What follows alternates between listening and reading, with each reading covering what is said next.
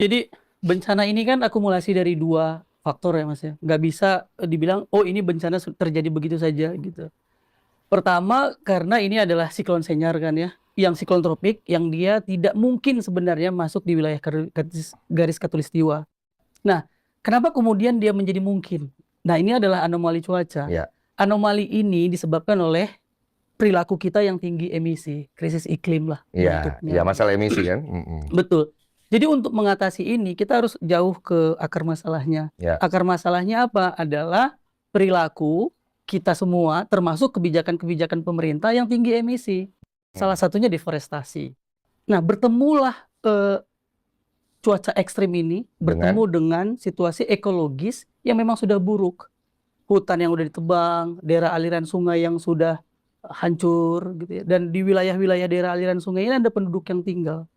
Begitu terjadi bertemu 2 situasi ini, terjadilah bencana yang mengakibatkan lebih dari 1.000 orang sekarang meninggal dan ratusan rumah hilang dan sumber-sumber kehidupan juga hilang. Oke, saya mau nanya dulu kan, Mas Iqbal kemarin kan dari Aceh nih, Aku dari Batang Toru. dari Batang Toru. Tapsel. Ngecek dong, Betul. apakah di media sosial itu berlebihan atau memang di lapangannya memang seburuk itu? Sebenarnya apa yang kita lihat secara langsung jauh lebih buruk dari apa yang terlihat situasi bencananya ya. Oke. Banyak kampung-kampung bahkan yang dia nggak terliput sama media, nggak tercover sama bantuan. Karena misalnya contoh di Garoga kan titik bencana Iya. utamanya. Tapi ada banyak kampung-kampung di lurusan Das Batang Toru Iya. dan lurusan. Iya, itu jadi kayak indikator bencana nasional. Pak Prabowo kan statement terbarunya bilang ini baru 3 provinsi dari 38 kok. Iya, itu saya dengar itu. Ya. Itu kan itu shocking gitu. Itu bukan ukuran bahkan yang ada di undang-undang gitu. Kita pernah punya 3 bencana nasional ya. Yang pertama tsunami Flores di mana Larantuka 1992. Iya. Itu bencana nasional. Itu dihitung bencana Satu nasional provinsi, nggak saat yes. itu? Satu provinsi. Oke. Ya, tsunami Aceh 2004. Itu dihitung bencana nasional. 2 provinsi lah Iya. ukurannya. Aceh sama Nias Sumut. Ya. Sumatera Utara ya, kena 2 provinsi Iya. gitu. Terus COVID. Ya itu nasional, oke. Ya. Tapi maksudnya bukan itu ukurannya, bahkan presiden nggak pakai aturan, nggak pakai referensi undang-undangnya sendiri gitu untuk ngomong ke publik bahwa kenapa nggak gua tetapin bencana nasional karena ini gitu. Doesn't make sense gitu. Dari sisi pengungsi, 1 juta pengungsi. Itu huge gitu. 1 juta pengungsi itu kan kira-kira seperti populasi 4 kabupaten kecil di Jawa. 4 kabupaten kecil di Jawa itu 1 jutaan kira-kira. Bayangin 4 kabupaten kecil di Jawa itu orangnya di jalanan semua kira-kira gitu. Itu udah kayak post apokalips kan. Jadi itu salah satu indikator ya. Kemudian semua tawaran bantuan asing ditolak. Nggak ada alasan yang jelas gitu ya. Mungkin karena juga dia sering takut dibully karena dia sendiri sering bilang antek asing dan segala macam. Begitu ada bantuan asing kayak lu ngata-ngatain asing, sekarang lu minta bantuan asing. Dia jadi kayak personal gitu. Policy making-nya tuh jadi personal banget. Kesannya Karena memang nggak ada alasan. Coba alasan kenapa negara tetangga, kita sering ngomongin konteks ASEAN gitu ya, pengungsi Rohingya kita bantu gitu. Jadi maksudku nggak. Publik sekarang rakyat di Aceh terdampak bencana bukan hanya Aceh, di Sumbar bahkan di Sumut juga mereka kalau gue lihat justru pengen melihat apa yang disampaikan tadi. Ini cara balik lagi tuh gimana? Bukan hanya bantuan menurut gue. kejelasan kan? Kejelasan lagi. Ini cara biar balik ke semula seperti semula itu seperti apa? Pemerintah melakukan apa? Jadi pemerintah juga kalau gue lihat juga komunikasinya juga sepakat tadi parah banget. Apa yang disampaikan pemerintah itu kayaknya nggak bisa diterima publik. Termasuk alasan kenapa Pak Prabowo belum juga menerapkan status bencana nasional. Ya, itu. Nah itu alasannya nggak jelas sampai sekarang. Padahal sebenarnya maksud gua daerah terdampak bencana ini bisa balik kembali seperti semula lagi kan tergantung dari bantuan pemerintah dan bantuan luar. Aceh bukan murni bantuan ini waktu tsunami dulu bukan murni bantuan pemerintah loh. Mereka ada anggaran dari luar besar sekali triliunan waktu itu. Makanya dikelola dalam satu organisasi badan BRR itu. Itu bukan dana pribadi pemerintah, dari luar juga ada. Itu pun berapa tahun baliknya tuh? Iya. Hah? 56 triliun. Hah? Rehabilitasi daerah tersebut sampai balik lagi itu berapa lama? Nggak setahun 2 tahun. Betul. Apalagi ini yang udah lumpur sampai seatap rumah. Tsunami lu nggak sampai atap rumah, air habis itu turun lagi. Ini bagaimana coba? Nah, kejelasan dari rakyat tuh minta pemerintahmu seperti apa? Jangan cuma hanya bantuan, ngasih bantuan di foto. Nah, juga komunikasi pemerintah juga salah. Ngasih beras ada foto presiden. Gue nggak tahu nih tim komunikasinya siapa. Ini kan tolol banget menurut gua. Tapi kan nggak mungkin ya Pak Presiden yang nyuruh, ibaratnya tolong itu taruh maksud foto saya. gua. Kan dia tidak sedang dalam kampanye Nah, kan? presiden juga menurut gua Pak Prabowo, gua bukan pemilih Pak Prabowo ya, tapi bagaimanapun suka tidak suka Pak Prabowo adalah presiden kita. Dan harus kita jaga sampai 5 tahun ke depan. Betul. Nah, maksud gua, jangan segala sesuatu bantuan dari pemerintah itu diatasnamakan oleh presiden. Ini juga tim komunikasi presiden, orang selingkaran presiden juga ngasih tahu gitu. Sehingga yang dapat momen, jadi nggak salah kalau Ferry Irwandi dapat momen. Bantuan rakyat Indonesia. Jadi keren dia, padahal bantuan cuma 10 miliar, bos. Bantuan negara itu lebih dari 10 miliar. Ya kalau kita head to head. Oh, jauh. Nggak bisa disandingkan antara bantuan negara dengan bantuan Ferry Irwandi cuma Pasti 10 lebih miliar. besar negara. Pasti. Bahkan Ferry Irwandi pun menggunakan fasilitas negara. Iya betul. Menggunakan pesawat dari polisi. Iya. Begitu sampai ke TNI. lokasi itu pakai TNI. Iya. Coba lo sewa pesawat, berapa bayarnya? Saya dengar 100 sampai 300. Nah, itu loh. Maksud Iya, gua, betul ya.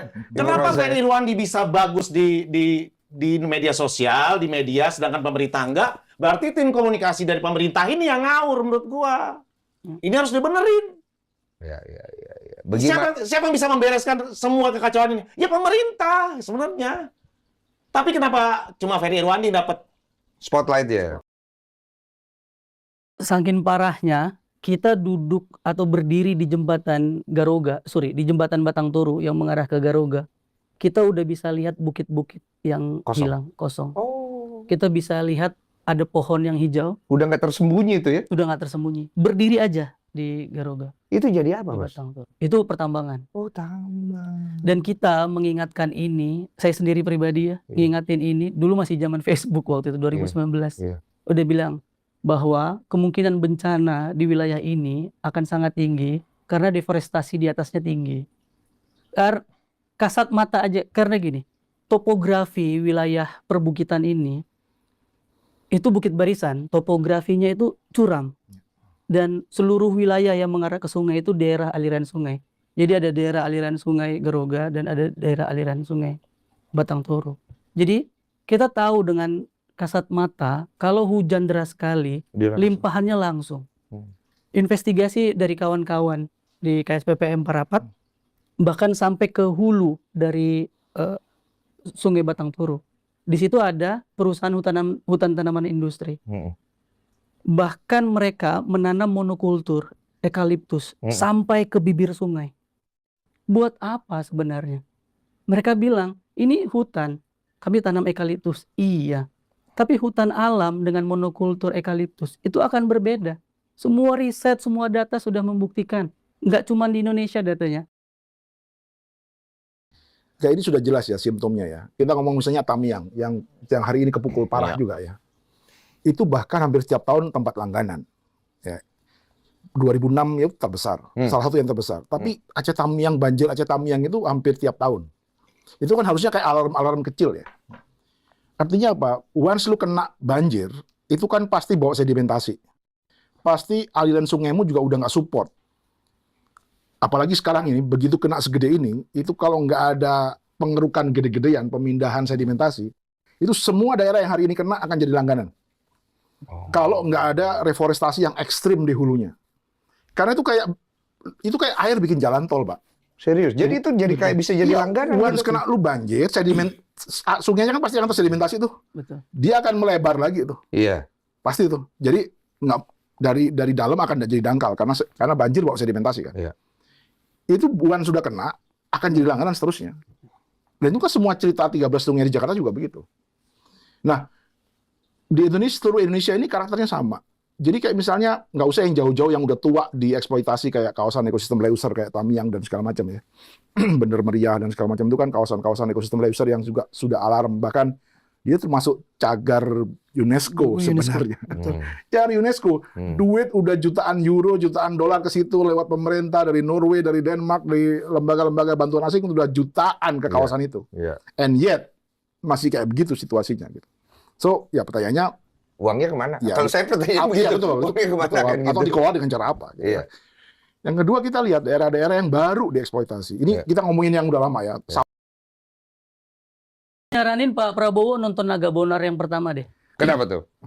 Di film Naga Bonar yang pertama, waktu Belanda mau masuk, Bang Naga tuh ngomong, aku tempatkan meriam di Maskad Parit Buntar. Nanti Belanda datang dari mana? Oke. Murad, kau duduk di mana? Dia jelaskan secara detail strateginya. Itu yang kita butuhkan dari Pak Prabowo. Setuju. Bukan memuji menterinya. Betul. Karena memang udah tugas menteri. Betul. Bukan memuji TNI Polri, ya tentu dipuji. Tapi udah tugas dia. Mereka punya negara, mereka punya infrastruktur di situ. Itu yang kita tunggu. Apa strategi Pak Prabowo untuk bencana ini? Dia berdiri di mana? Kita tuh seperti leaderless sebenarnya. Seperti kehilangan pemimpin. Betul. Komunikasi itunya yang harusnya sampai maksudnya begitu. Tapi Bahkan- sebenarnya soal tadi ya, soal ini Pak Prabowo belum setahun itu ya. Kayak seolah-olah, menurutku kita nggak bisa juga melihat begitu ya. Iya. Kita melihat potongan sedikit ke belakang, dia itu Menteri Pertahanan di era Jokowi yang juga pegang proyek food estate di Kalimantan Tengah dan buka hutan. 700 Jadi, hektar. Iya, buka hutan itu DNA-nya Prabowo dalam tanda kutip ya. Dia juga punya gagasan. Oh, ini datanya banyak sekali orang Indonesia angkat takut ya. Lanjut. Dia juga punya gagasan untuk mengganti bahan bakar fosil, which is good, dengan yang disebut biofuel. Dan itu adalah sawit. Gitu. Iya. Itu kan jadi disaster gitu. Jadi mengganti ke fosilnya, dari fosilnya benar, tapi begitu dengan sawitnya atau bioetanol, itu juga disaster. Karena misalnya bioetanol sekarang yang digagas Bahlil, 2 juta hektar hutan di Papua dibuka untuk tebu. Iya. Ya, mostly untuk tebu. Narasinya sih untuk sawah. Tapi konkret 500.000 hektar sudah dibuka untuk Udah tebu. dibuka. Udah ada capman-nya. Udah ada capman-nya gitu. Jadi Tapi masyarakat belum banyak yang tahu. walaupun narasinya food estate itu narasi populer, seolah-olah wah kita akan cetak sawah, walaupun Papua sebenarnya makanya sagu. Contohnya langsung Kepala BNPB. Kepala BNPB. Iya. Menurut saya hal ini terjadi dan ketidakpercayaan masyarakat muncul salah satunya dari orang ex militer. Ya. Salah satunya adalah Pak Kepala BNPB. Bayangkan dia ngomong di hari ketiga bahwa ini tidak semenyeramkan yang terjadi di medsos. Iya, itu harus. Korbannya udah hampir 1.000 loh. Iya. Korbannya hari ini hampir 1.000 dan oke dia minta maaf. Iya. Ini menunjukkan bahwa ada 2 hal sebenarnya permasalahan di pemerintah. Pertama, inkompetensi. Banyak orang-orang yang mengisi hal-hal yang tidak kompetennya, nggak di bidangnya. Kedua, nggak punya malu aja. Kalau mereka punya tanggung jawab malu, mundur. Setuju. Mundur sih, saya rasa. Bayangkan, ini korban udah 1.000 dan ada 1 orang yang pernah ngomong dengan teganya gitu bahwa ini tidak semenyeramkan apa yang ada di medsos. Di mana tuh empatinya? Di mana perasaan? Walaupun sudah minta maaf ya. Mungkin kejauhan kalau ngomongin empati ya. Kita ngomong gimana struktur information collection-nya aja dulu. Wah itu dia. Iya kan? Kenapa sampai sekelas kepala militer ya, betul. Itu biasanya struktur mengkolek informasinya itu kan berjenjang tuh. Tek tek tek tek. Iya. Tek tek tek. Karena betul. Iya, karena gini, gue tuh coba ngomongin empati dulu deh. Gue kan coba untuk tidak sujon ya Pak ya. Maksudnya gue selalu melihat tuh selalu dari 2 sisi. Oke, gue melihat dari POV masyarakat, gue setuju. Kalau lu nggak inkompeten ya lu harus mundur gitu. Tapi gue juga coba melihat dari sisi sini lebih kemana masalahnya. Karena gue ngerasa gini, semua public speaking atau statement-statement yang keluar itu seperti gampang sekali digoreng. Apalagi media kan banyak sekarang Pak. Enak gitu loh ngebenturin itu untuk jadi FYP, untuk jadi clickbait dan segala macam. Karena memang mereka bertarung di narasi, tidak bertarung di bekerja. Saat ini pemerintah Saat ini. betul. Bertarung di narasi, kerja. Betul, setuju. Substansinya nggak dapat. Nggak dapat substansinya. Ngapain coba mengomentarin Ferry Irwandi? Betul. Ngapain coba ngomentarin ramai di medsos? Betul. Kerja Pak Kepala BNPB kerja. Pangdam-pangdam nih kerja. As simple as that maksudnya. Iya, kerja aja. Ini dalam politik pencitraan berhenti dulu deh memoles citra. Bayangan saya tuh ya, substansinya. kalau punya presiden militer atau banyak pejabat militer tuh bayangan saya nih, bikin tenda komando, Iya. command gitu ya. center di lokasi di ground zero-nya, paling ground zero, Blanke Jeren, Gauye Luwes, di mana kayak pokoknya. Gue iya lagi. Iya dong. Tapi ada isinya ya Pak ya? Iya. Ada isinya. Jangan kosong. Iya, Buka, ada isinya. buka Bigan, buka Starlink, buka apa segala Iya. macam. Ada Aduh, pujian. mulai hari ini saya berkantor di sini, tempat yang disebut paling remote dan paling disconnected. Itu Itu tentara, keren. itu tentara. Nggak perlu presiden, tapi ada orang yang begitu mewakili pemerintah. Betul. Mau lagi. Ya itu gitu Karena keren. gue nggak punya akses gitu loh. Nah, Nggak perlu melawan narasi buruk. Iya. nggak perlu, Nggak biarin perlu. aja. Iya, Bikin iya. center comment aja di situ. Betul. Iya. Satu pertanyaan terakhir ya. Kira-kira 5 tahun ke depan dengan cara komunikasi seperti ini, cara respon seperti ini terhadap isu-isu yang terjadi mulai dari bencana alam, isu sosial, isu politik dan lain-lain. Oke, pemerintahan Pak Prabowo, apa yang kira-kira akan terjadi? Jangan bikin rakyat ini patah hati berkali-kali. Oke, Kalau kayak gini terus, kita akan patah hati terus sama pemerintahan ini. dan itu akan mengakibatkan Kalau patah hati terus, ya konsekuensi politiknya karena kita demokrasi, beliau nggak akan terpilih lagi. itu. Gitu. Karena beliau inkompeten, kita anggap begitu.